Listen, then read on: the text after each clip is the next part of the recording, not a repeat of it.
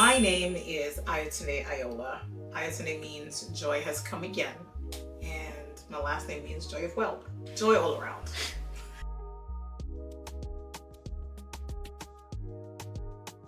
When I started to take my sewing seriously, I needed to find a name. And if you think about most of the design houses, right, they have like first and last. And I wanted something that had like a first and a last name. And I came up with various names, but it just did not hit for me.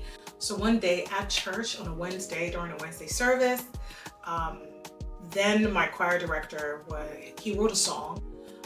And we were singing that song on that Wednesday during praise and worship. And he goes, "There is no one like you, Jesus. Jesus." And something stopped me in my tracks. I was like, there is no one like you, Jesus. There is no one like you, Jesus. I literally ran back to my seat and I wrote it down. And it was TINOLYJ. There is no one like you, Jesus. And I was like, oh my God.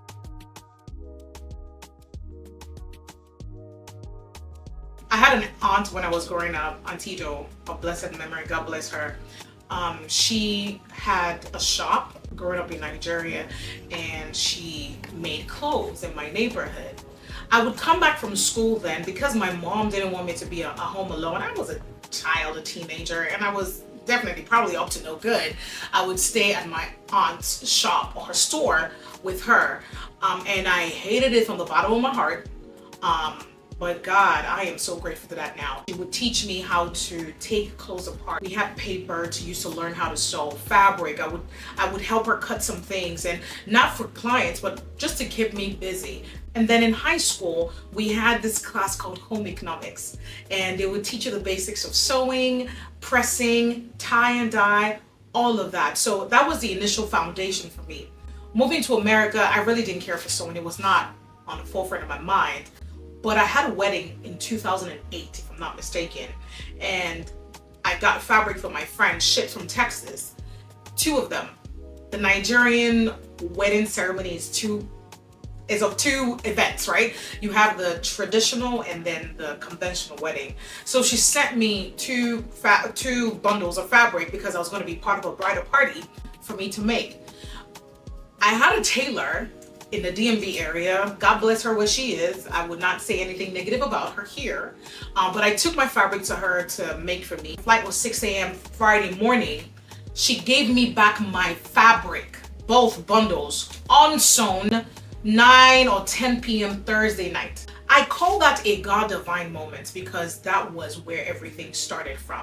My mom weirdly had a sewing machine at home. So I picked up her sewing machine and I went back to what I had learned as a child between 10 and 15. I wore the dress and they applauded me for making something because that was the first time.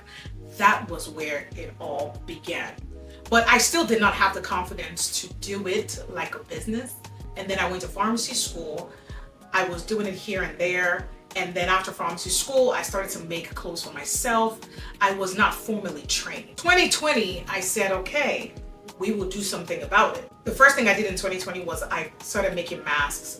God gave me the idea on how to make the ones I was making. And then I decided I was gonna register the business then, which I did. And a lot of the reasons why TINOLYJ came to life was God using my friends. I am surrounded by great people. There is something beautiful about making clothes. It gives room for a lot of creativity. When we buy fabric, we buy it by the yard. So you might want like a whole yard to make something for you. It's easier that way, right? You cut on the line of the measurements, you stitch and you go. But when we cut some clothes, we have some little pieces, the remnants of the fabric somewhere. And many people discard of those pieces. I don't. And God has been using the pieces to teach me something, and the kind of merciful God that He is.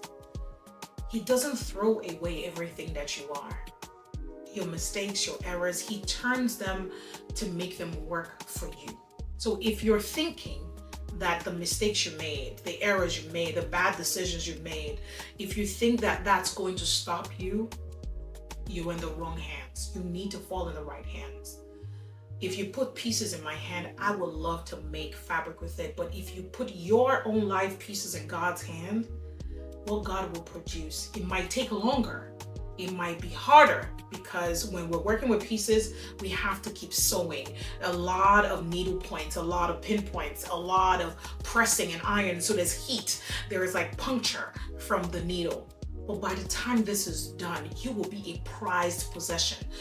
People will want to buy you, and you will be irreplaceable. You cannot be repeated because you are a masterpiece. So don't give up on everything you have been through. God can use it.